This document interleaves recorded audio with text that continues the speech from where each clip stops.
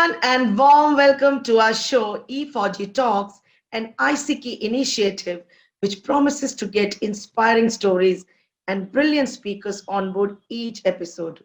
I am Shaminder, the brand head of this show, and we are currently showcasing the spirit of womanhood of our Choose to Challenge series. Please welcome Dr. Sheeba Hamid, a professor, coordinator, training and placement officer of Masters of Program in Tourism at Aligarh Muslim University. Thank you and welcome to our show. Thank you so much, Shavinder. I am so delighted to be here. Pleasure is all my ours, Dr. Sheeba.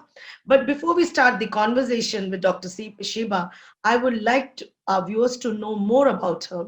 Well, Dr. Sheeba Hamid is the author of 5 books and 35 research papers on various aspects of tourism.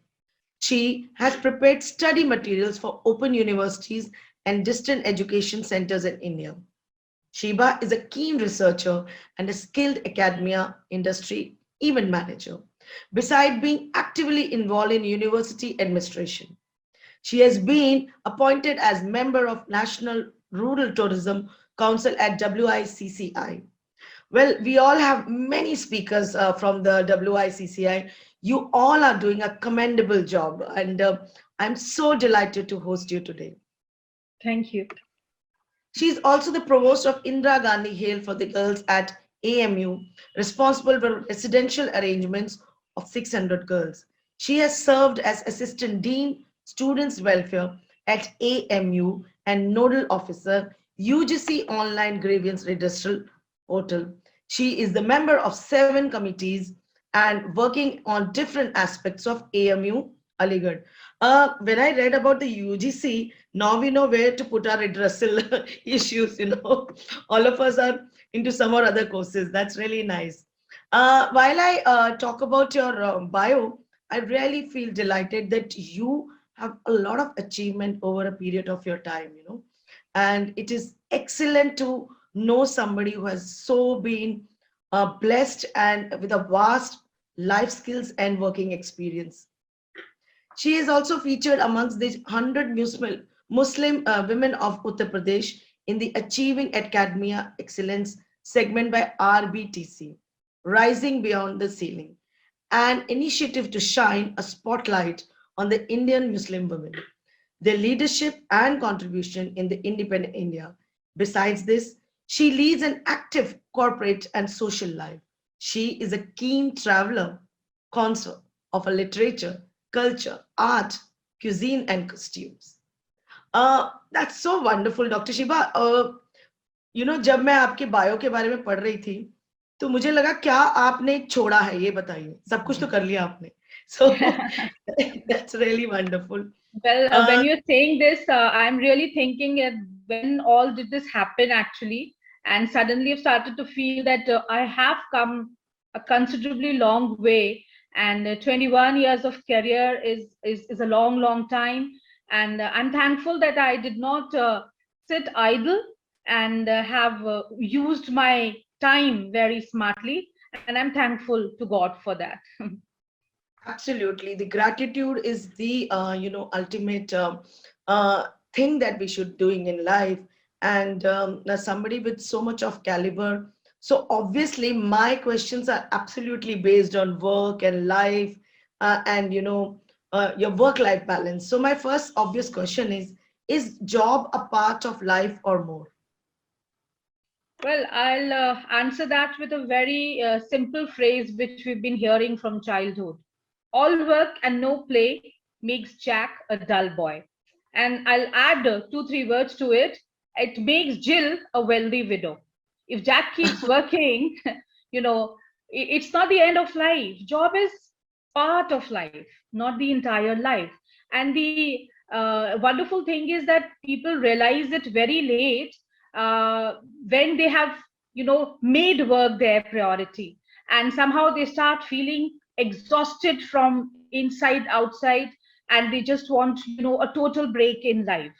And that is why Stephen Covey has said that the key is not to prioritize what's on your schedule, but to schedule your priorities.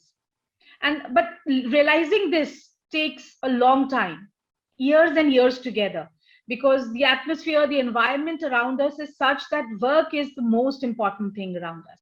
And I'm so happy that this is the very first question that has been posed to me.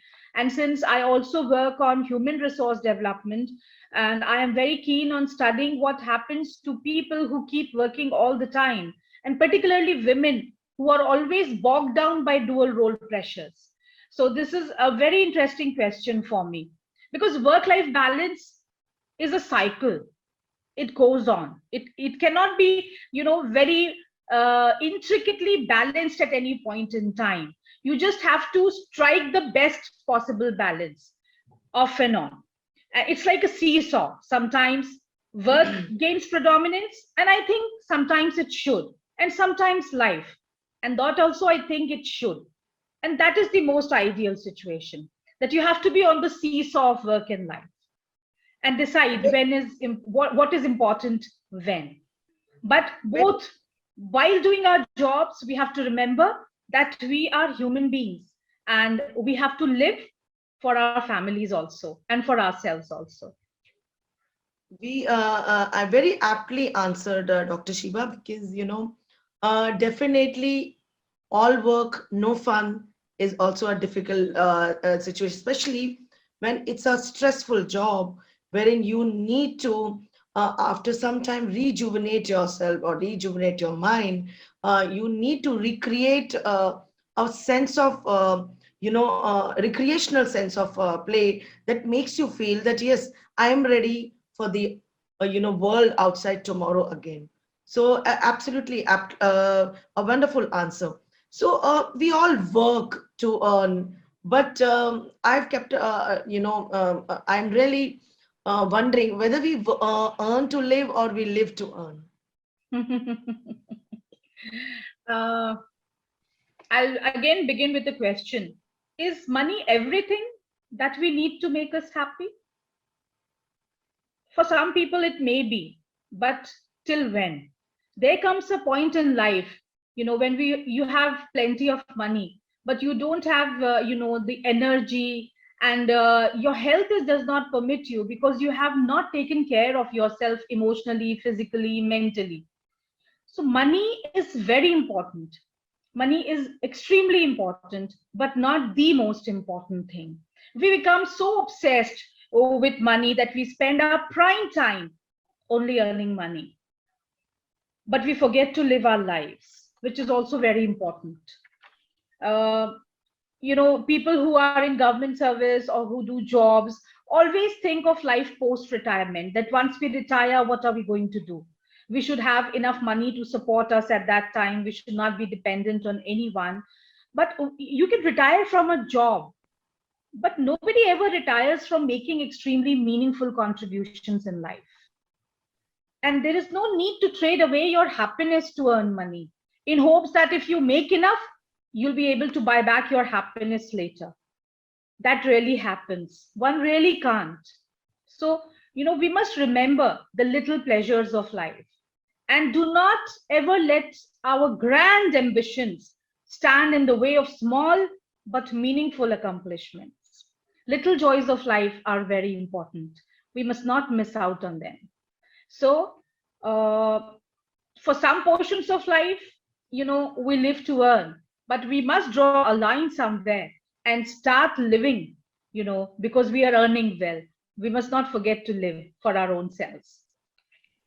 Exactly, that was my next question, that we must draw a line between work and life, because definitely, as you have mentioned, that, we have to understand that whatever we have earned, we should be able to use it. If you're mentally sick, you're physically sick, entire life earning that money, and you couldn't even use it on yourself or on your loved ones, what is the use of that money? So Yes. absolutely, it makes a Hmm. reason to it.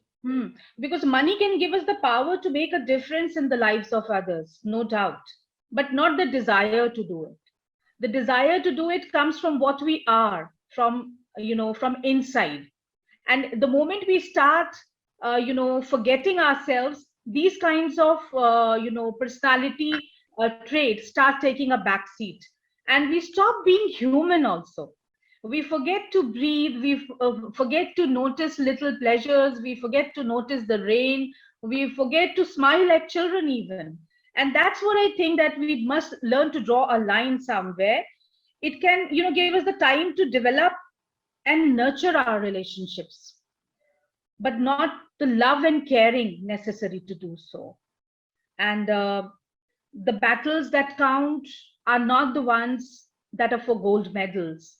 The struggles within ourselves, the invisible battles that are inside us. We may have gold medals, we may have a lot of gold coins, we may have a wonderful bank balance. But if there is a battle inside us, that we have lost out on something, we have not, been able to take care of our loved ones, and they have drifted away from us, then that is not a good deal. So a line has to be drawn, and each person has to realize where that line he or she has to draw, so that the balancing act, it's like a trapeze artist. If you go to a circus, you see how trapeze artists walk on the rope, and Yes. striking like a balance between work and life is something like what a trapeze artist does. So that is the kind of stability you require in your nature, where you can balance work and life. It's a very difficult thing to achieve, no doubt, but one must not let it go ever. Yes, so true. Dr. Sheeba, when we are talking about that we should be able to, use the money or judicially or other way. But at times I feel, is it age related? Because in initial years of our life, we're only running after money. We're only running after work. But when we get into our, little of our wisdom, that's when we think, oh, am I, using this money? Am I able to use it? So do you think it is age related? It is, because wisdom dawns later. I said, in one of the questions that you asked me before, that by the time we realize the importance of time and good feelings and giving time to our loved ones, it is very late. It has already, things have already started telling on our health, on our social life. We have missed out on that part. We have already made a mistake. So it is very important that all these wise people in the family, in the social circles, at school, colleges, wherever we are, we must mentor our young ones to make them realize that they have to understand to live for themselves and for their families. They must earn money, they must earn relationships, love, warmth, no food for stomach and food for soul both. Food for stomach and food for soul both have to be earned. You can't keep the soul hungry because of the stomach. And feeding the soul alone is also not enough, so you have to feed both. Beautiful, beautifully explained, Dr. Shiba, because these are some very critical reasons for many disturbed married lives as well. Any kind of Very true. relationship Very true. between a child and a father, a wife and a husband, because that's the key or the root cause of problems when you are not able to take out the time for your loved ones. And for what? Because you're earning money for them only. And tomorrow, if they disown you because of this work, I'm sure it's of no use to anybody. And All right. most of the times we are in the rat race of impressing people who don't really matter to us.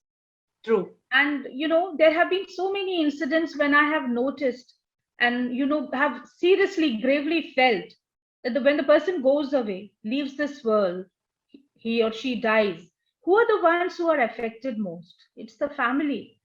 And the office just wants the things to be taken, given away, the keys to be given away, the files to be given away, the car keys to be given away, and that's all, because the office has to run. What comes to standstill is the family. So definitely it should weigh heavy on the other side. That's what we are working for. Great. So, we are talking about work-life balance. So, my next obvious question is, what is the importance of time management? Mhm. Most important thing, because if we have to strike a balance, we have to learn, the tricks of time management. Time has a powerful effect on the quality of our decisions also. And in the modern world, it helps you avoid stress, get enough sleep, get a digital detox, which is extremely important in nowadays, especially post pandemic. And it affects almost every aspect of our life, from our career progression to our relationships, friendships, and social life. We have to, make corners for everything. And sometimes it happens that, because of a very important assignment or official commitment, we miss something very important, which is in our personal lives. And, it somehow keeps coming back to us. We keep on thinking about it and create stress that what did I do? I could have done something to reach there, to attend that function, or be there for my daughter, for my child, for my family, etc. And that is the time when we start feeling that we are very busy. But what happens is the stress brings the productivity level down. So if again, you have to make wise decisions. If something is important, take a break, apply for a leave, go get that satisfaction, and come back with renewed energy. And that will help you achieve your goals faster. That will again improve your time management skills. And it does not mean that you have to expand your to-do list always. We must learn to work smarter and not working harder all the time. No, today is the world when we have to work smart. We have to, think of ways and means where we can manage work in, in the limited number of hours. And there should be no spillage between home and office. Home should not enter office, and office should not enter home. The spillage has to be beautifully managed. And that is the essence of time management. One of my colleagues, he says that the worst office, the most incompetent office, is the one which, opens, so which is still open after office hours. That means that they are not productive enough to complete the work within the office hours. And that's what I tell my staff, my colleagues, that, we must begin work at the right time and finish it at the right time. Whatever is left, due to obvious reasons, we can do it in the next day. Let it not storm our mind. Let it not make us feel that we have been incompetent. We must be honest to our work life and be honest to our personal life also. True, true. Few things which you have told is absolutely very important for our viewers to actually note it down. Uh, uh, People think, we are sitting in the office, so we were working hard. According to me, you have been incompetent. You couldn't finish your work within that time. Obviously, that's when the time management will start. You have to meet your deadlines in a specific time zone, in a specific time span, and that's when the things work. So it's a chain reaction. You will sit late in the office, you'll go back home late, you will not get enough time to spend with your family. And another very important thing which you mentioned was the take holidays, go on chutti, keep yourself little bit rejuvenated, and definitely, believe you me, your productivity increases. It does, it does. All right. So while we're talking about workplace, how beneficial is to have a mentor on a field of work or a workplace? It's a blessing to have a mentor at the workplace. We were just talking that, how do we make the young generation realize that they have to, learn time management and draw a line between work and life? If we have a good mentor, it's like half the battle is won. Well begun is half done. Because a mentor will take you under his or her wings. They will understand what it takes you to be at the top, and they're going to be a valuable resource for you. And whenever you have any problem and there are cobwebs in the mind, the mentor comes into action. And having a mentor is like having an extended mind, intellect, everything, that if you can't understand anything, you just ring up and ask, you just go to the person and ask, and you believe in that person so much, in his or her wisdom, his or her experience, that that you're getting the crux of the matter from the person in front. And having a mentor means that you're having increased network, because whatever that person has learned in life, achieved in life, is also available for you. And he or she is like a personal cheerleader. He'll learn you, he will tell you to hone your skills, He or she will tell you to participate in certain events which are going to enhance your personality, your CV, your career, etc. So it's like someone who's taking care of you. You know that somebody is planning for you, and you get a roadmap, and you have to fix certain things here and there and walk on that road to achieve success. So it's just the best thing to happen to anyone, to have a mentor at the workplace. And it makes life easier, it makes everything easy around you. Blessed are those who have mentors. True, Dr. Shiba, because I am also of the same opinion.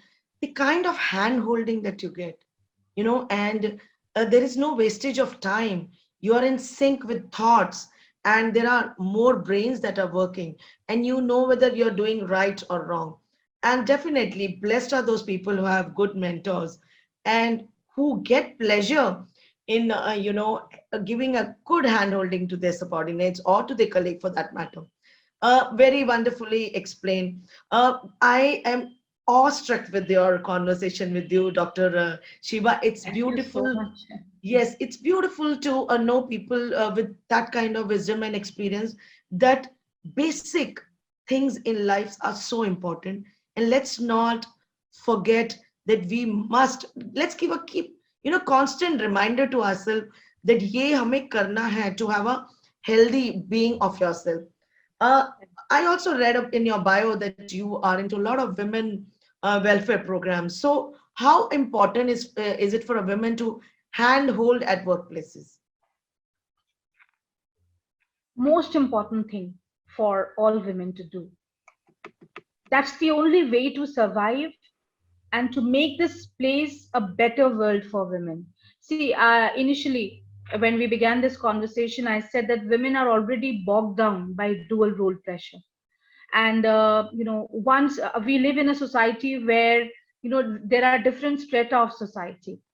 One strata of society is, the women may have all the advantages. They may have, very cooperative families. But there is a major section of women, major chunk of women who do not have that kind of, support system back at home in their families, etc. So where is the, courage to go further going to come from if they are working? Obviously, women at the workplace have to handhold, not only in career, but at the personal level also. We all are women. Some problems are extremely common between us, whether we belong to any strata of society. Some problems may be specific to the strata of society they come from. But women who matter, women who are in powerful positions, women who can influence, who are influencers, should come forward and hold the hand of these women.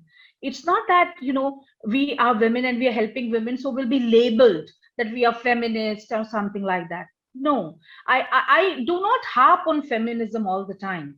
I'm not a a personal fan of I don't keep ranting about feminism ever at all. But this is the most important thing to do. If you see that a woman is struggling to survive at her workplace, she looks bewildered, she appears that she needs help, immediately lend her a helping hand, because women do require. And that works. We may not be able to do something very give something very high up to her, but at least we can be there for that person, and whatever possible help can be extended, can be given. And this is something which has to be inculcated in all females. Hand holding is very important. We have to push each other up, and that should be our we should decide within ourselves that if we have achieved something in life, if God has bestowed us a chair which can help others, I'll help women also. If they have studied, if they have achieved something, if they deserve, and if they are capable, let me help them, let me handhold them. And it's not a crime, it's not something which is going to be looked down upon. Yeah, that's it. I would love to mentor women, mentor young girls, and guide them, counsel them, and in whatever way we can, we hold hands with them. That's so beautiful, Dr. Sheba. I feel that our thought and mind state is very similar. My personal motto is the real power comes in empowering others. Others. Actually, you get that power by empowering others. And be it Very a true. man or a woman, whatever way we can do it. So, thank you so much. We have come towards the end of the program, but before we wind up, I want you to tell our viewers a few tips on how to stay happy. Yes, uh, we must measure our happiness quotient, and happiness is subjective. Every individual will have his or her own definition of happiness. Some may find joy in small things, while there are others whose happiness depends on their accomplishments. Whatever happiness may mean to you, it surely is what everyone aims for, whether it is emotional well being, physical well being, mental health, spiritual growth, professional growth, monetary growth, be it anything. But we must remember that life's graph will not always go upward. It will have its picks and falls. And the best when one can do is learn to control their emotions, maintain an equilibrium between home and work, and keep our lives simple. And then it will be easier to stay happy. And resolve to keep happy and your joy, and you shall form an invincible host against difficulties. This is what Helen Keller had said. Very true, very true. And we should remember one thing that things in life will fall the way you wanted, only if you're focused, if you're happy about it. Thank Very you true. so much, Dr. Sheba. It was wonderful hosting you today. For you, I want to say two lines that we don't grow when things are easy. We grow when we face challenges. And you're a true example of, facing challenges, rising above them, and empowering others. Thank you once again for part of this interesting women's special series, Choose to Challenge. Thank you so much, Shavinder, and thank you so much, E4G Talks and Magazine, for considering me, for inviting me here. And it's going to be an experience of a lifetime for me also. It was going to be in my memories. I loved sharing my thoughts over here. We talk about our professional topics every now and then, but discussing life, happiness, success is something which we should do more often. And thank you for giving me that opportunity. Thank you so much. Great, and we wish you all for the very best for all your future endeavors, and keep shining and keep growing. Thank you. Thank you so much. Thank you. So, if you wish to share your inspiring stories, please contact me at shavi@e4gtalks.com. I thank all. Definitely. Great. I thank all our viewers to please like, share, and subscribe to our channel. And do not forget to watch this particular episode. We have hosted Dr. Sheeba, and she has shared beautiful life experiences. And for more interesting stories, please stay tuned. Till then, stay safe. Jai Hind. Jai Hind.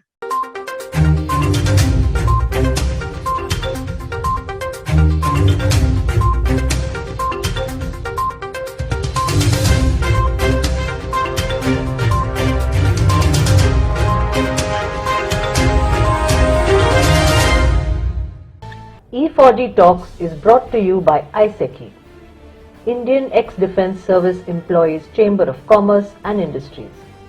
Thanks to its vast veteran network and global and pan-India associates, IESECCI can carry out various commerce facilitations and CSR projects across India and the world. Some of IESECCI's core capability areas are Skill India, Atmanirbhar Bharat, Digital India, any ex-serviceman welfare or job program, Swachh Bharat Abhiyan related projects, telemedicine and healthcare training and job scheme, Save Water scheme, defense industry SME, MSME cluster and hub development, maritime training and inland water training with job facilitation, Canada study, job and permanent residency opportunity, e-commerce, Andaman and Nicobar commerce opportunities. IESECCI's global reach includes countries like Indonesia, Slovakia, Canada, Nepal, Singapore, Rwanda, USA, UK.